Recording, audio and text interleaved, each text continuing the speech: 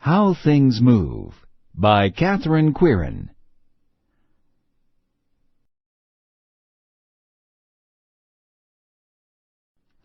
Understanding movement. Suppose a boy is doing homework with his friend. His younger sister asks if she can play. He tells her he needs to study and she must sit still. His sister jumps and dances. Then she moves across the room to do a headstand.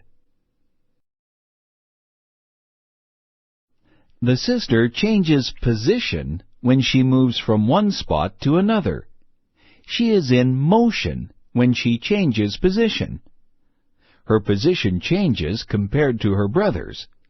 First, she is in front of him. Then, she is behind him. Both of these positions can be called a relative position because it changes when compared to her brother's position.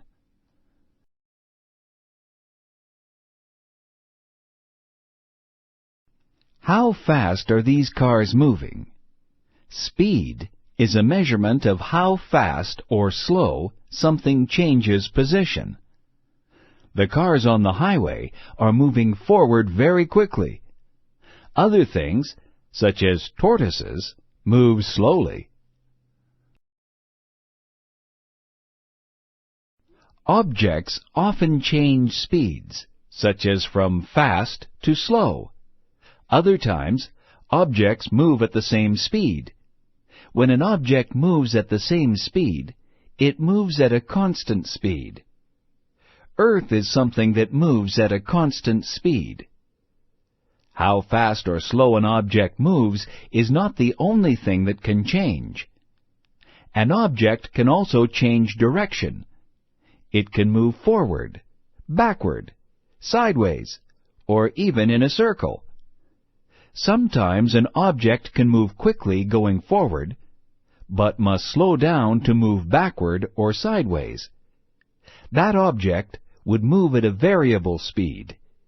Its speed changes as it moves in different directions.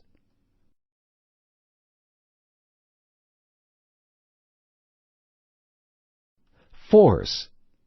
You make things move every day. You probably pull open a drawer to get some socks each morning. Then you push the drawer closed. Any push or pull is called force. The position of the drawer changed because you used force.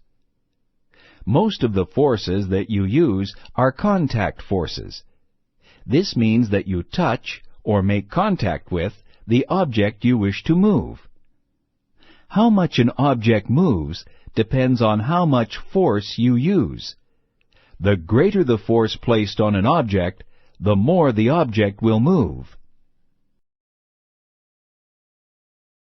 Sometimes you can use a lot of force to try to move an object, but it does not move much or at all. If you push against a wall, would you be able to move it? Probably not, because the amount of force you use is not enough to move an object with as much mass as a wall. The greater the mass of an object, the greater the force needed to move it.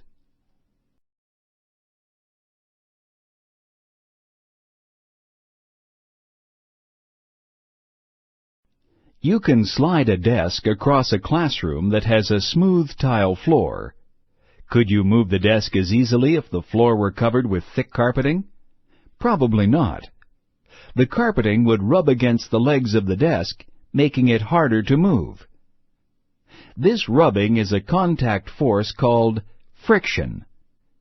If you want an object to move quickly, friction can be a problem. If you want to slow a moving object, such as a rowboat, the friction caused by dragging the oars in the water will help.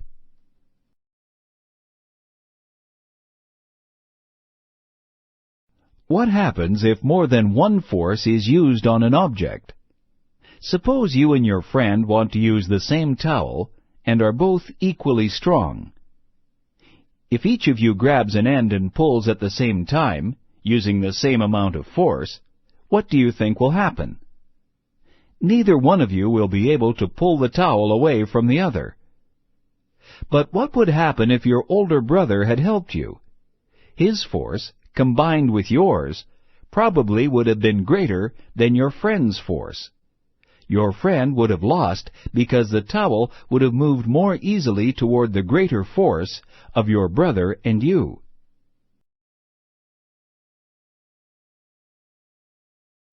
You must use some force to keep your dog from running away while you are walking together.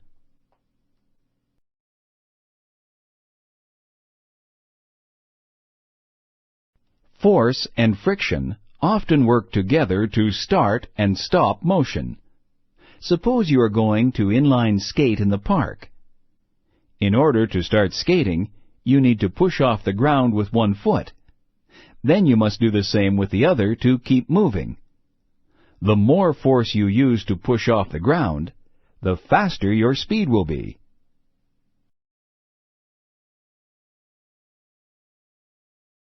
What happens if you need to slow down and stop? To do that, you need to use friction. If you press your heel down, part of the skate will make contact with the ground and create friction. The friction made by this contact slows your speed. If you continue doing this, you will be able to stop.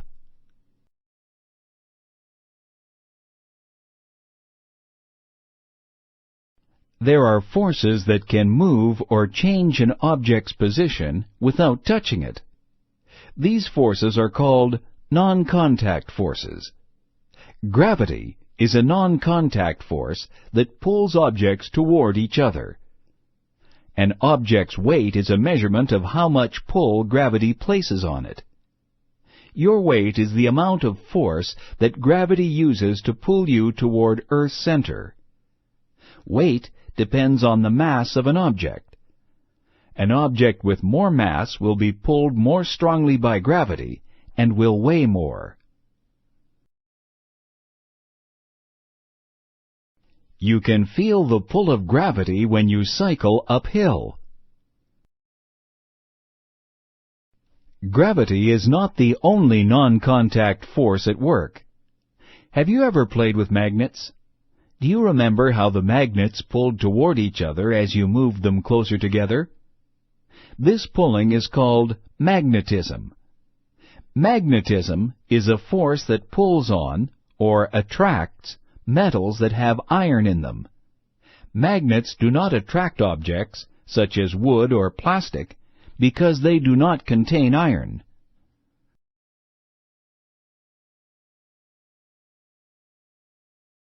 Work. Did you know that you work every time you cause something, including yourself, to move or change position?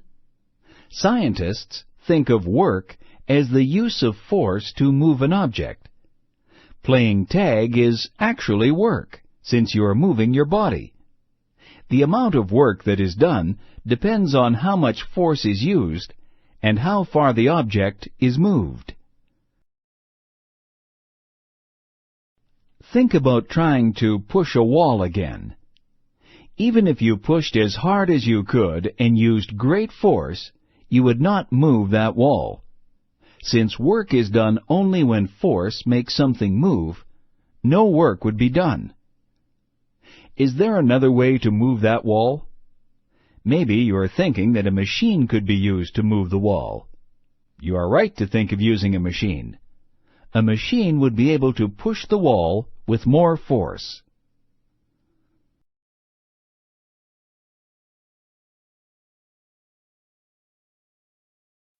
Not all machines are big and complicated. Simple machines have few or no moving parts. Inclined planes, wedges, screws, levers, wheels and axles, and pulleys are all simple machines. How is an inclined plane used? Suppose you need to move a horse into a trailer. A horse is very heavy, so it would be difficult to carry. But an inclined plane can help. The word inclined means leaning or slanted. A plane is a flat surface. An inclined plane is a ramp. A ramp makes it easier to move an object from a higher position to a lower one, or the reverse. Walking a horse up a ramp, or inclined plane, makes it possible to move it into a trailer. The same amount of work, moving the horse, would be done even if an inclined plane were not used. But the inclined plane makes the work a lot easier.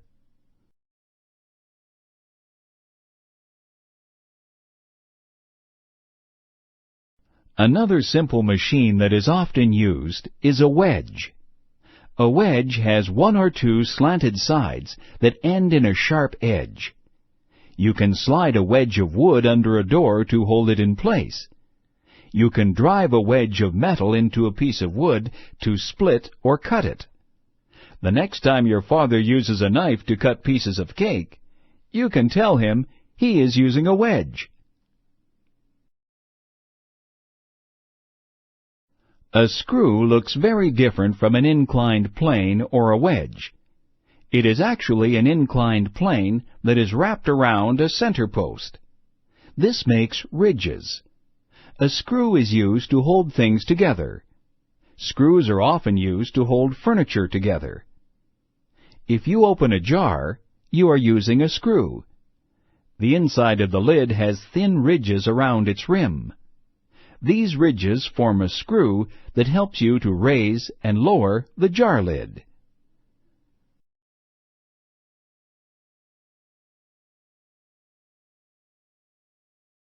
A lever is a simple machine that is used to lift and move things.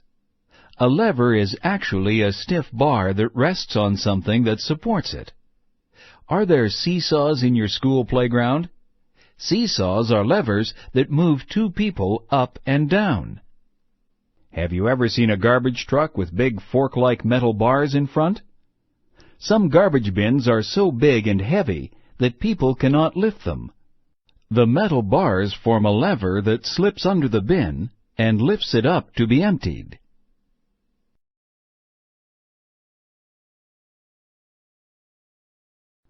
A wheel and axle is a simple machine. A wheel and axle is used on a fishing rod. The handle of the fishing rod acts as an axle that is attached to the wheel, which contains the fishing line. When the axle or handle turns, it causes the wheel to turn. This makes it easier to reel in the fishing line.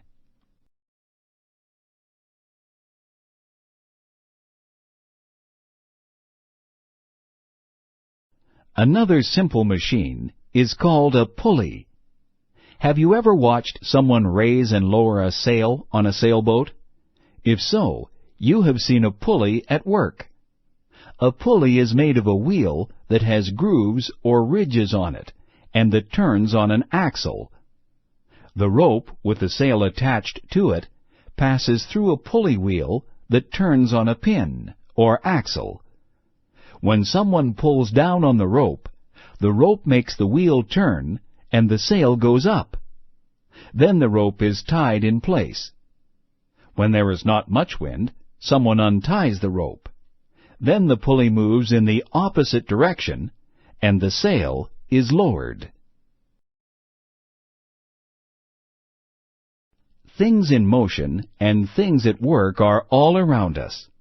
The next time you ride a bike, open a refrigerator, or bounce a ball, think about how much you have learned about motion and work.